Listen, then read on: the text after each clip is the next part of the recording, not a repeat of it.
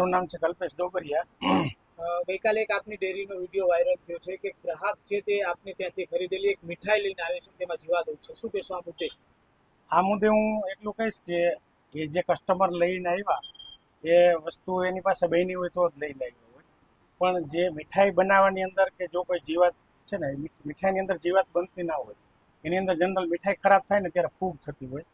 અત્યારે જે જીવાત એની અંદર જે માલુમ પડી ને એ જનરલ વાતાવરણની અંદર ઝાડ પાનમાં થતી જીવાત હતી, એટલે એ ક્યારેય કોઈ પણ મીઠાઈની અંદર ના બને જીવાત। હવે એ પેકિંગ કરતી વખતે એમાં જતી રહી છે, મીઠાઈની ઉપર હતી અથવા બોક્સ પેક કર્યા પછી ગાડીમાં આપણે જ્યારે મૂકીએ છીએ એવા સંજોગોમાં ક્યારેય એની ઉપર આવી છે, એ એનું કેવું મુશ્કેલ છે, પણ એ જે બન્યું છે એ હકીકત છે। પણ મીઠાઈની બેદરકારીને લઈને એ જીવાત મતલબ તમારે ત્યાંથી નહીં, પરંતુ જે ગ્રાહક હતા તેને તરફથી આ જીવાત નાખવામાં, એવું કહેવા માંગુ છો?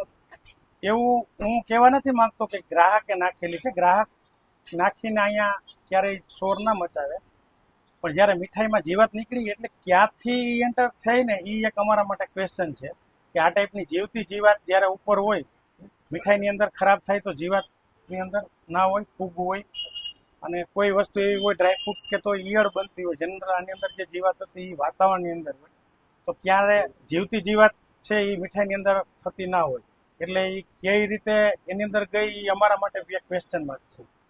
કેટલા વર્ષથી આપ ધંધો કરો છો? અત્યાર સુધીમાં પહેલા ક્યારે આવો બનાવ? 20-25 વર્ષથી અમે મીઠાઈ લાઈનમાં છીએ।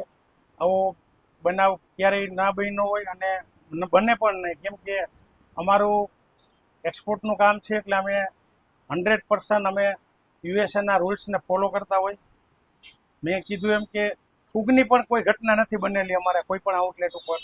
આ જે જીવતી જીવાત છે એ મેં કીધું એમ કે ક્યારે બહારથી એન્ટર થઈ છે, હાલના ટાઈમે ક્યારેય ચોકી ડ્રોવર ખુલ્લું હોય અને રહી ગઈ હોય, બોક્સ ભરતી વખતે કોઈને ધ્યાનમાં ન હોય એવું હોય, તો અમારી બેદરકારી છે, અમે એને સુધારશું, પણ આ એટલી બેદરકારી નથી કે જે મીઠાઈ ખરાબ થઈ ગઈ છે ને અમે આપેલી છે।